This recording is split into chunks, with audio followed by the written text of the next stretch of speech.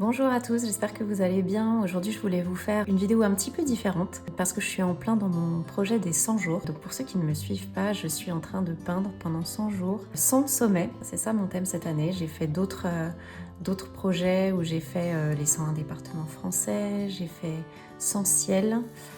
J'avais fait aussi 100 paysages issus de palettes de couleurs. Donc voilà, là c'est mon 4e projet. Et du coup, je me suis dit que ça serait sympa que je vous emmène un petit peu dans ma journée type quand je peins justement le jour en question. Donc là, je suis au jour 57 et j'ai choisi pour aujourd'hui de peindre la montagne Pelée. C'est un volcan en Martinique. J'ai envie de travailler avec mes aquarelles artisanales, les couleurs VF. Donc c'est la palette que vous apercevez ici. Donc c'est une énorme palette avec beaucoup de couleurs. Ça fait des années que je collectionne leurs couleurs. Depuis quelques années aussi, j'ai la chance d'être ambassadrice pour leur marque. Je reçois beaucoup de couleurs aussi et franchement, c'est des teintes qui m'inspirent énormément. C'est un partenariat auquel je tiens beaucoup parce que voilà, ça me permet de mettre en avant aussi des créatrices françaises. Toutes leurs couleurs sont faites à la main et à Angoulême, juste à côté. Et donc aujourd'hui, moi je vais utiliser ça pour mon paysage du jour. Et puis je vais vous montrer un petit peu les couleurs que j'aime bien et que je vais utiliser. Donc là, j'ai fait une petite sélection de couleurs qu'on peut utiliser de manière assez polyvalente et que j'aime beaucoup. Je vais vous donner les noms, puis je les mettrai dans la description de la vidéo. Et puis je vais en sélectionner pour peindre aujourd'hui. Donc celle-ci, c'est Bourgeon. Donc ça, c'est un vert tendre, très très joli, très naturel. Ça, c'est Céladon, qui est une couleur qui granule un peu bleu-vert. Là, j'ai Abricot, Flamant Rose, le mustave, vraiment la couleur emblématique de la marque. Ici, j'ai Figue, Renoncule, qui est un orangé super doux que j'utilise énormément. Volubilis, qui granule beaucoup. Ça, c'est Myosotis. Ça, c'est Agapanthe, qui est un violet qui granule un peu. Celui-ci, c'est Rose Poudrée, donc qui est une couleur aussi très riche, mais qui permet d'équilibrer les palettes de couleurs. Là, j'ai Litchi, que j'utilise pas mal dans les ciels. Et ici, c'est Hellebore, qui est un marron un peu chaud et qui granule aussi. Donc moi j'ai pas mal de couleurs granuleuses que j'aime bien. Et là du coup je vais en sélectionner quelques-unes pour le paysage d'aujourd'hui. Alors j'ai choisi de prendre Agapanthe. J'utilise pas mal en ce moment, je suis un peu dans ma période Agapanthe. Ensuite je prends Bourgeon. Je vais compléter avec Renoncule. Je vais faire Rose Poudrée pour avoir quelque chose d'un peu plus doux mais qui va bien dans ces tons. Et pour avoir une couleur foncée, je vais prendre Hellebore. Voilà, donc je vais mettre ma palette du jour ici. Je vais mettre celle-ci de ce côté-là plutôt. Et je vais commencer à peindre mon numéro 57. Alors je me suis mis sur mon téléphone ma photo de référence. Je vous la mettrai dans la vidéo si ça vous intéresse. Alors globalement, ce que je commence toujours par faire, en fait, c'est prendre mon crayon et puis dessiner vaguement la montagne. J'essaye d'identifier ce qui la caractérise. Donc là, il y a un creux un peu au milieu, forcément, parce que c'est un volcan. Et puis, voilà, je descends là. Là, il y a un petit relief. Je travaille pas trop les bords parce qu'en fait là je vais travailler, j'ai pas de scotch, hein, à chaque fois je fais pour mon projet cette année des bords flous en fait. Donc je vais rester comme ça, voilà. Donc finalement ça s'arrête de manière un peu, voilà, un peu légère. Donc je l'ai mis un peu bas pour pouvoir avoir un ciel aussi sympa. Et puis après en fait je vais avoir des traits comme ça. Je vais pas les faire au crayon, mais c'est un petit peu ce que je vais essayer de représenter. Donc j'efface un tout petit peu les traits de crayon que je veux avoir encore visibles pour me guider, mais je veux pas trop que ça se voit par transparence.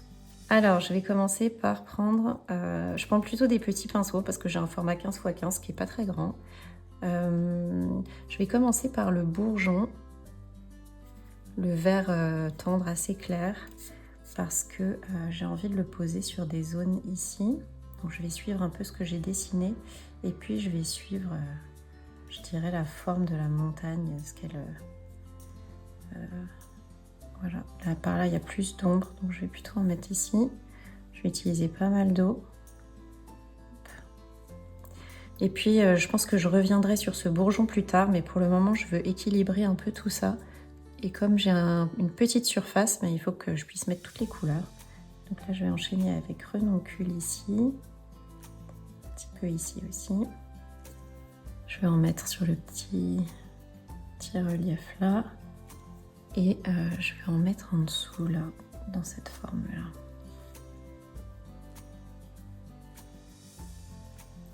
Je vais passer au agapante pour trancher un peu. Et là je vais commencer à dessiner les côtés un peu plus dans l'ombre.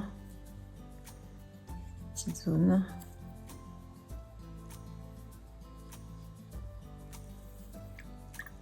Là il y a renoncule qui a séché un peu, alors je vais en reprendre un peu. Je vais en remettre pour faire une fusion, voilà, plus naturelle. Je vais finir avec agapante ici et ici, bien dans l'ombre. Et ce que je voudrais faire un peu maintenant, parce que j'ai mis que des couleurs un peu, voilà, peu diluées, c'est que je vais mettre un petit peu d'eau claire pour que tout ça se diffuse et que ça fasse pas complètement bloc. Voilà, ça va flouter un petit peu tout ça. Le renoncule il a séché, mais en fait je peux un peu le réactiver, c'est pour ça que je repasse un peu et là aussi sur la couleur. Voilà.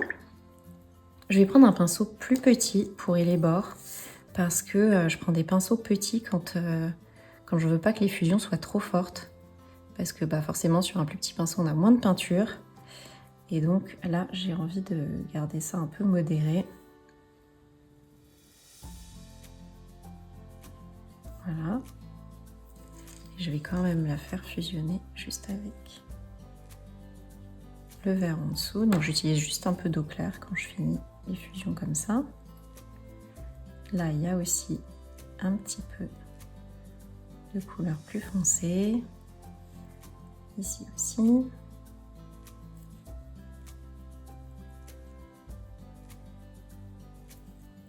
Je continue tranquillement avec les bords.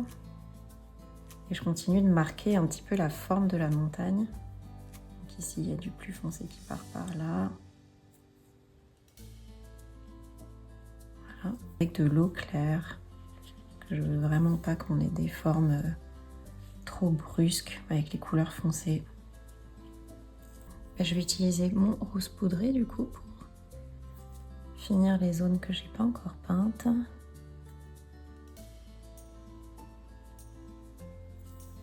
Donc à chaque fois je mets de la couleur et puis je rince complètement mon pinceau et j'ajoute de l'eau claire. Je veux vraiment avoir ces fusions, ces fondus. C'est ça qui est très intéressant à l'aquarelle. Je vais reprendre un peu de vert.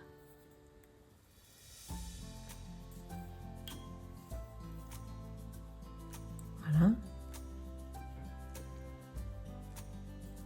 Je vais quand même laisser des blancs, il n'y a pas de neige, hein, c'est pas pour figurer ça, mais c'est pour éviter d'avoir quelque chose qui fasse un peu trop bloc. Et je pense que c'est pas mal, je vais au moins m'arrêter là pour la montagne, parce que je vais faire le ciel et puis je vais voir ce que ça donne, si j'ai besoin d'ajouter quelque chose ou pas. Alors pour le ciel, je vais retourner ma feuille, je vais la mouiller largement, en faisant bien le contour. Et puis comme ça, je vais pouvoir mettre un peu de couleur en mouillé sur mouillé. Voilà. Je vais éviter de mettre du bourgeon, donc le vert dans le ciel, parce que bon c'est vraiment pas une couleur heureuse dans le ciel. Mais je vais mettre du renoncule ici. Donc quand j'en mets proche de la montagne comme ça, je repasse bien le contour maintenant que je vois avec la couleur, qu'il ne reste pas de blanc entre. Je vais mettre un peu d'agapante, mais très léger. Voilà. Donc en fait je pose ma couleur, ensuite je rince et puis je la fais se diffuser un petit peu dans le ciel. Hop, je vais continuer avec renoncule par ici, un peu plus par là. Hop, je rince, j'essuie mon pinceau et puis je viens diffuser. Les ciels, je les fais vraiment très légers, toujours très suggérés. Voilà, bah écoutez, je suis plutôt contente comme ça. Je pense que je vais plus y toucher parce que le mieux est l'ennemi du bien. On a toujours tendance à trop en faire.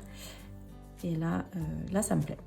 Voilà, c'était un petit aperçu de mon quotidien dans le projet parce que vraiment, je peins tous les jours ce petit paysage. Donc là, vous avez dû voir, ça me prend 10 minutes. J'ai aussi choisi cette année de surtout pas recommencer parce que l'année dernière, je voulais absolument réussir et en fait, je sais, bon, parfois un, mais parfois deux, trois, quatre. Une fois, j'ai fait 5 fois le paysage parce que je n'étais jamais satisfaite et en fait, j'ai fini complètement épuisée.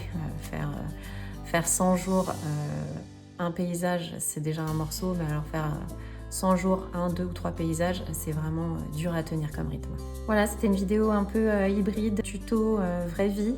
Donc n'hésitez pas à me dire si ça vous a plu. Pensez aussi, si mon contenu vous plaît, à vous abonner à ma chaîne YouTube. Et puis je vous dis à très vite dans une prochaine vidéo.